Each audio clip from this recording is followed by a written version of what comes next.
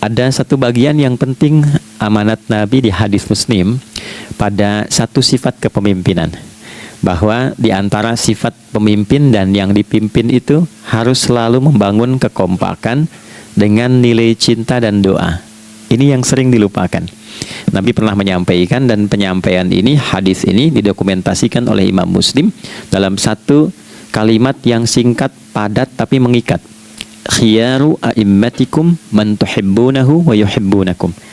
Pemimpin yang baik itu adalah pemimpin yang kalian mencintainya dan ia pun mencintai kalian. Nah, membangun cinta itu salah satu jembatannya dengan doa. Oleh karena itu, di antara doa yang dianjurkan saat Anda memulai pekerjaan, itu bukan hanya untuk pribadi, lancarkan pekerjaan saya, tapi juga sehatkan pimpinan saya. Pimpinan mendoakan sehatkan anggota saya, sehingga semua itu melahirkan sifat harmoni yang memberikan kenyamanan dan kebahagiaan dalam bertugas. Nah, izinkan saya mengawali dengan itu dulu, karena itu di antara sunnah yang seringkali terlupakan. Sehingga bekerja itu lebih banyak dilakukan dengan tekanan menyelesaikan tugas dibandingkan dengan rasa cinta untuk bisa memberikan nilai ibadah di dalamnya. Yang kedua, semoga sholat kita diterima oleh Allah Subhanahu wa Ta'ala. Nah, yang kedua ini tidak cukup dengan amin. Kita harus tahu dulu standar penerimaan itu seperti apa. Dan yang kedua, kenapa harus sholat? Ini poin pokoknya. Mengapa sih umat Islam itu cukup hanya misalnya dengan bersyahadat saja dipandang sudah berislam, lalu berbuat baik? Kenapa mesti ada sholat? Kenapa bahkan yang pokok sampai 5 waktunya? Dan jumlah rakaatnya pun diatur sedemikian rupa, sampai teknisnya pun dijelaskan dengan rinci. Saking rincinya, bila ada yang menyimpang dari rincian itu, maka dianggap sholatnya tidak sah dan mesti diulang. Shallu kama ra'aitumuni usalli. Sholatlah kalian seperti kalian persis melihat aku menunaikan sholat. Dan dalam sholat inilah kemudian ada sanad yang tersambung secara ketat, sampai-sampai dalam hadis Muslim nomor hadis 397. Demikian di Al-Bukhari juga diabadikan di nomor hadis 757 oleh sahabat Abu Hurairah. Sanadnya tersambung kepada Khalad bin Rafi Az-Zuraiqi, seorang yang sholat di samping Nabi tapi bermasalah sholatnya. Lalu Nabi meminta beliau untuk mengulangi sholatnya. Sampai 3 kali peristiwa itu, hingga beliau berkata, "Ya Rasulullah, au kama qala, alimni ma uhsinu ghairah." Ya Rasulullah, tolong ajarkan kepadaku, karena aku tak punya pengetahuan lebih dibandingkan dari apa yang telah aku kerjakan. Nah, dari dasar ini melahirkan satu pertanyaan kritis, ya, dan juga perlu argumentasi yang kuat secara syariah mengapa kita menunaikan ibadah sholat. Baik teman-teman sekalian, karena waktu kita sangat padat, ya, kita manfaatkan sebaik-baiknya. Saya mohon izin, kajian kita akan lebih fokus kepada inti materi sehingga manfaatnya lebih banyak kita dapatkan. Sholat satu-satunya amalan di dalam Islam yang mencakup 4 bagian pokok dalam beragama. Jadi ketika seseorang menetapkan dirinya beragama dan ciri satu nilai agama itu bernilai benar, ya, dalam nanti kalau kita mau komparasikan atau kita riset, itu ciri pokoknya ada 4. Satu, ada aspek namanya aspek keyakinan, ya, tauhid atau akidah. Nggak mungkin kan beragama kalau nggak yakin, ya, karena itu pasal 29 ayat kedua itu mengandung nilai keyakinan. Negara menjamin kemerdekaan tiap-tiap penduduk untuk memeluk agamanya masing-masing dan beribadah menurut agama dan kepercayaannya itu, ya. Jadi nggak mungkin kita bisa menghasilkan nilai kepercayaan dan ibadah kalau tidak ada unsur keyakinan, atau bahasa kitanya disebut dengan iman, ya. Iman itu nanti juga dipaku dalam setiap nilai kebangsaan di konteks Negara Kesatuan Republik Indonesia. Ini yang paling membahagiakan. Jadi mau jadi pegawai apapun itu syarat, ya, salah satu syarat yang melekatnya beriman dan bertakwa kepada Tuhan Yang Maha Esa, gitu kan? Ya, kemarin saya di BPK itu ada 11 bab Romawi, 40 pasal. Ya, di bab yang keempat pasal 13 tentang pemberhentian dan pengangkatan itu ada 11 poin. A sampai K. Di poin B yang keduanya, syarat menjadi bagian dari anggota BPK itu beriman dan bertakwa kepada Tuhan Yang Maha Esa. Baik, di Undang-Undang Pendidikan Sisdiknas nomor 20 tahun 2003. Itu kalau kita baca dari poin menimbang ada 4, di poin B-nya saja sudah ada iman. Ya, Undang-Undang Dasar 1945 mengamanatkan pemerintah mengusahakan satu sistem pendidikan ya nasional yang meningkatkan keimanan dan ketakwaan pada Tuhan Yang Maha Esa serta akhlak mulia, baru mencerdaskan kehidupan bangsa. Ya, secara singkat, satu, agama dianggap benar kalau ada doktrin keimanan, ada akidah, ada tauhidnya. Yang kedua, ada ibadahnya. Ya, sebagai pembuktian kita beriman, buktinya apa? Ya kan? Saya beriman kepada Tuhan, kita tetapkan, misalnya Allah. Apa pembuktian keberimanan kita kepada Allah? Ya, kan pembuktiannya itu mesti diwujudkan dalam bentuk sikap. Sikap itulah yang disebut dengan ibadah. Nah, konsepsi ini ada di Quran surah ke-20 Thaha di ayat ke-14. Innani anallahu la ilaha illa ana fa'budini. Ya, sungguh aku tegaskan bahwa akulah Allah, satu-satunya Tuhan yang layak dipertuhankan dan disembah. Ketika Anda mempertuhankan aku, fa'budni, maka buktikan kebertuhananmu kepadaku dengan menyembahku. Karena itu namanya Allah punya dua arti. Satu yang dipertuhankan, kan? Ilahun wahid. Yang kedua yang disembah. Ya, jadi yang dipertuhankan dan disembah. Oke. 3. Yang ketiga harus punya unsur praktikal atau implementatif dalam interaksi kehidupan. Ya, jadi bukan cuma nyembah Tuhan, bimbingan kehidupannya apa? Implementasi dari ibadah itu. Ya, ciri umat beragama itu kan bukan hanya sekedar saya yakin, beriman, saya ibadah. Terus bukti ibadah itu dibawa dalam berinteraksi hariannya seperti apa wujudnya.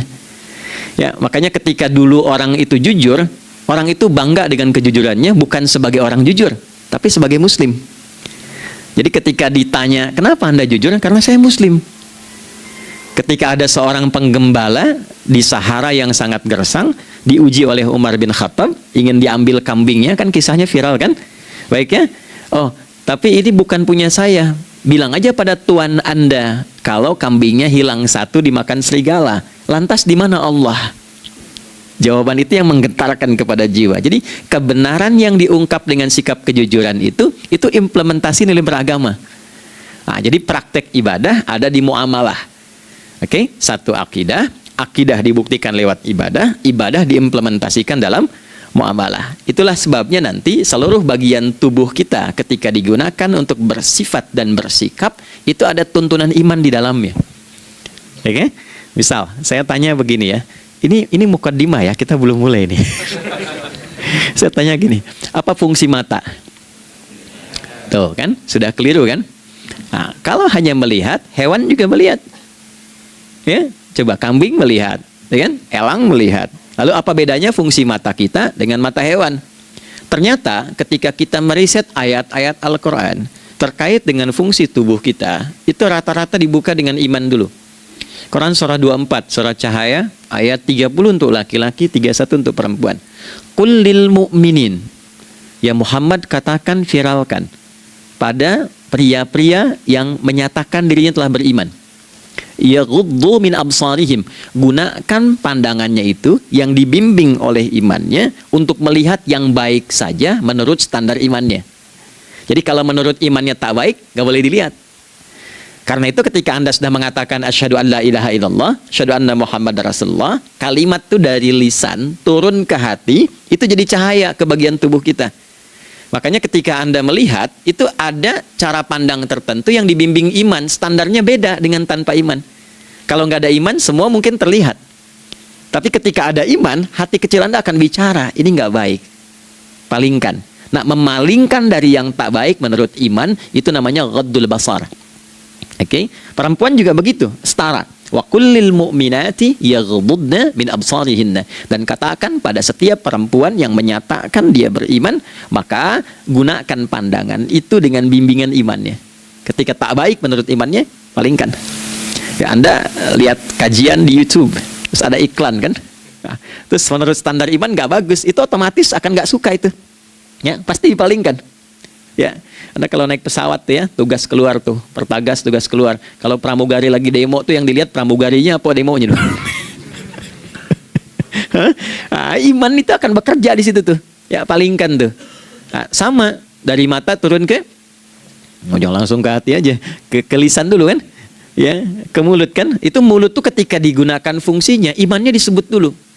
Ya, Quran surah 49 ayat 11 misalnya, ya. Ya ayyuhalladzina amanu, imannya dulu. La yaskhar qaumin qaum. Ayat 12-nya la yaghtab ba'dukum ba'dha.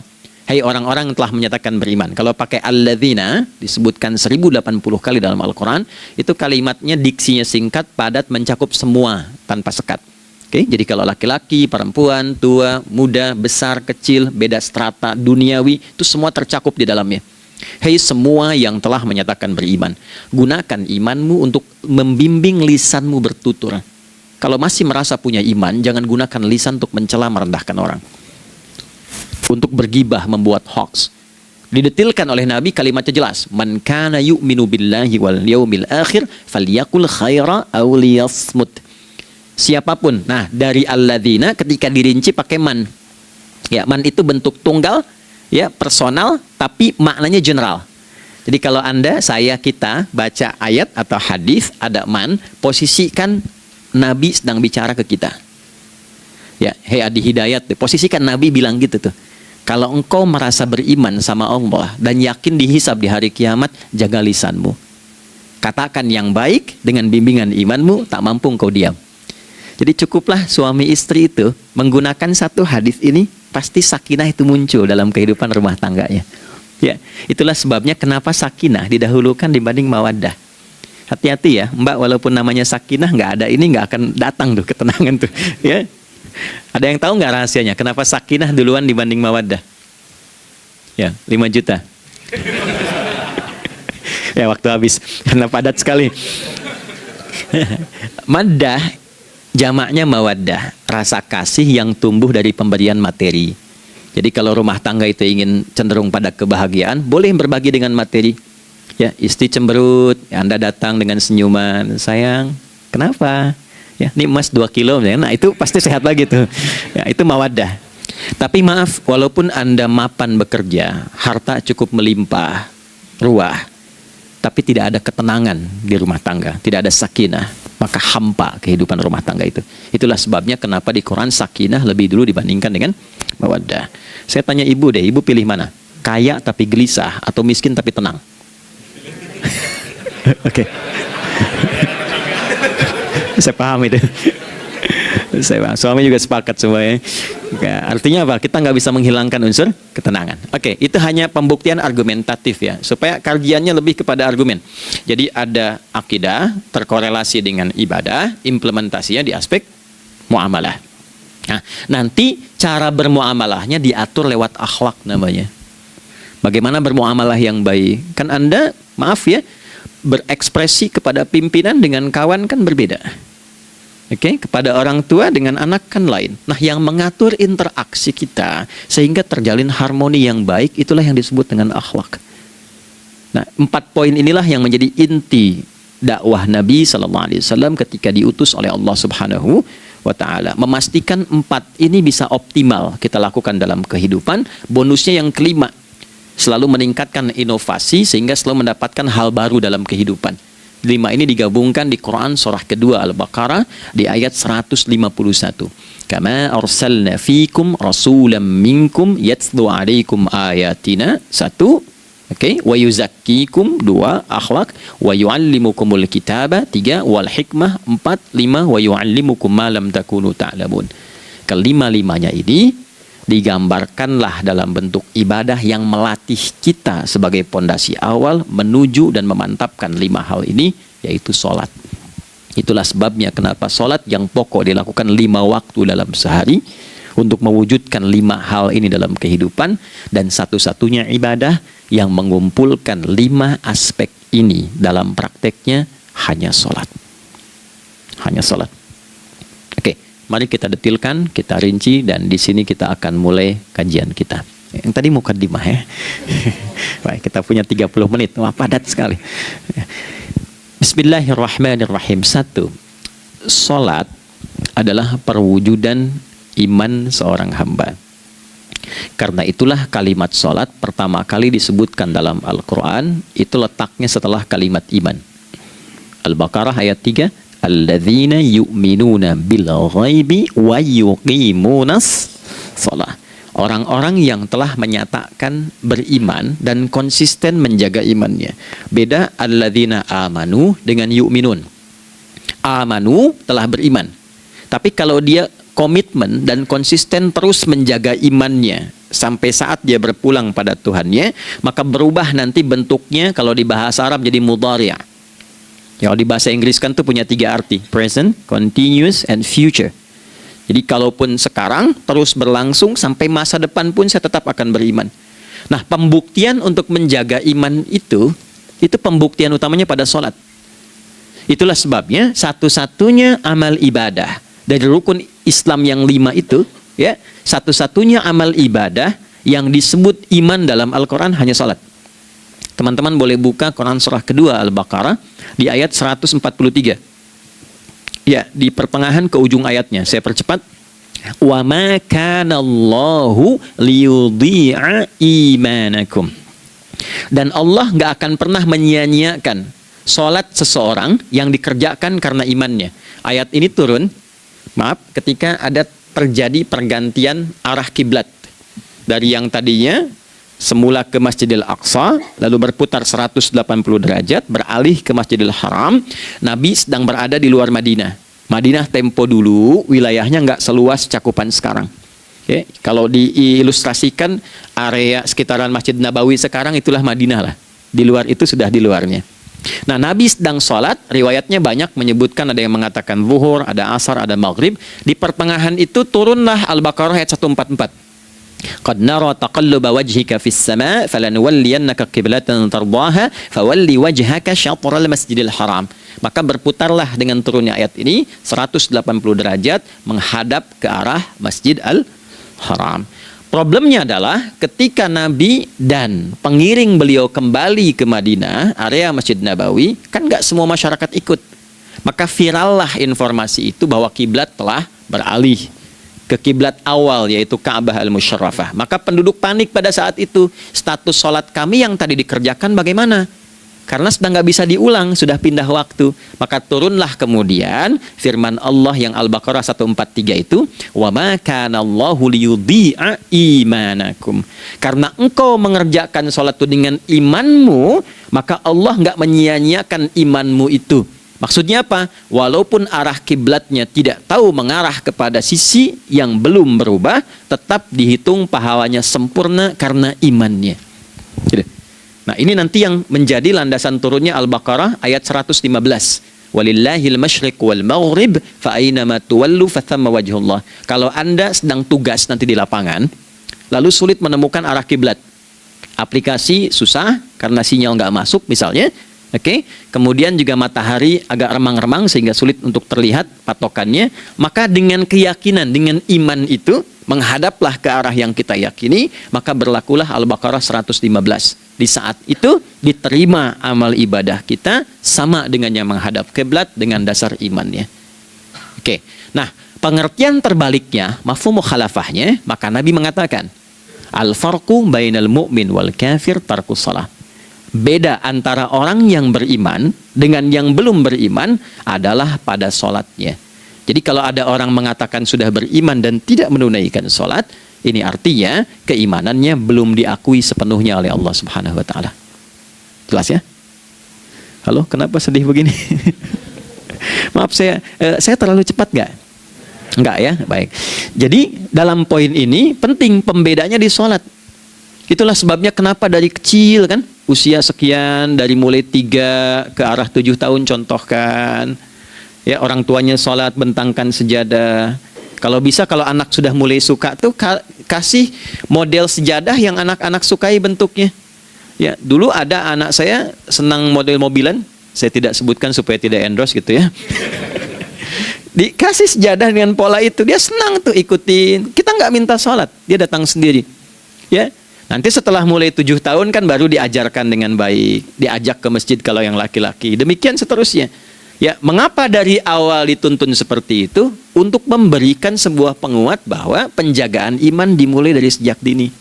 Ya, tapi di Indonesia saya perhatikan kelasnya sudah advance. Ya, TK sudah manasik gitu.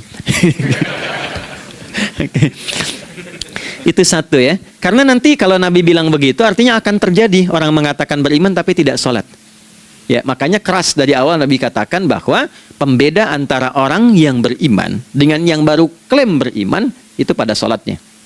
Ya, pada sholatnya. Mengerjakan sholat, maka sah status imannya. Tidak menunaikan sholat, maka bermasalah imannya. Itu poin yang pertama. Yang kedua, teman-teman sekalian, ibadah. Kita lanjut ya. Sholat adalah bagian pokok terpenting dari ibadah. Nah, di sini kita akan mulai membuka sedikit rahasia terkait dengan aspek ibadah ini. Teman-teman sekalian, ternyata sholat ini ketika oleh Allah diturunkan dalam Al-Quran, dalam konteks penunaian ibadah, bukan berarti hanya mengkoneksikan atau mengkorelasikan hubungannya dengan iman saja, bukan. Karena saya beriman, saya buktikan ibadah nyembah Allah lewat sholat. Dalilnya Quran surah ke-20 ayat 14. Innani anallah la ilaha illa ana. Aku tegaskan akulah Allah, nggak ada Tuhan yang layak dipertuhankan dan disembah kecuali saya. Fa'budni, kalau Anda telah menyatakan beriman padaku, buktikan keberimananmu dengan menyembah saya dalam ibadah. Bentuknya bagaimana ya Allah? Teruskan ayatnya. Wa aqimis sholata. Tunaikan sholat sebagai bukti ibadah. Itu li dzikri, sebagai zikir kepadaku. Jadi korelasi antara ibadah dengan iman sudah kita sebutkan dalilnya. Sekarang ibadahnya tersendiri ketika ditunaikan, apa manfaat dari ibadah itu? Mengapa mesti ada 5 waktu? Dan apa turunan manfaatnya dalam kehidupan kita? Kalau kita mengerjakan itu, dampaknya kepada kehidupan kita apa? Nah, inilah indahnya di dalam Islam, dijelaskan dalilnya, diberikan contohnya, diberikan alasannya, dan yang paling indah, diberikan penjelasan dengan detail tentang manfaat-manfaatnya. Ini tidak ditemukan di dalam konsep keyakinan manapun. Kalau teman-teman boleh mau riset, silahkan. Ada nggak satu keyakinan agama tertentu yang dari ibadahnya tuh diatur? Cara memulainya, bacaannya, detailnya, manfaatnya, waktunya, sampai dengan hasilnya, sampai kiamatnya. Ini menunjukkan bukan karya manusia. Bukan karya manusia. Kalau karya manusia, setiap orang bisa buat itu. Ya, ketika ini menunjukkan bukan karya manusia, maka pertanyaannya dengan cara apa lagi Allah memberikan pembuktian pada kita bahwa Ia Tuhan yang hak yang harus kita sembah. Nah, kalau sudah paham, mari kita rincikan turunan tentang sholat ini. Kita mulai satu-satu teman-teman sekalian dari waktu sholat. Seperti kita ketahui, waktu sholat ada 5. Tapi yang sering kita dapati dari yang 5 ini tidak semua orang mengetahui tentang makna dari nama dan pembagian di waktu ini. Yuk kita mulai rincikan. Sholat yang pertama namanya apa? Gak usah khawatir, menang gak dapat hadiah kalau benar. Salah juga keterlaluan. Oke, 1 subuh. Dia satu-satunya nama sholat yang punya 2 nama ya. Subuh dan fajar. Oke, Pak Fajar, Pak waktu sholat. 2 zuhur. 3 asar. 4 maghrib. 5 isya. Oke, rumus hitungannya 24 434 ya. Rumus bilangannya 24 434. Kalau mau tanya nomor koneksi dengan Allah, 24 434, 2 subuh, 4 zuhur, 4 asar, 3 maghrib, 4 isya. Oke, pertanyaannya, apa artinya nama itu? Selama ini jangan-jangan kita hanya tahu namanya tapi tidak memahami maknanya. Itu poinnya.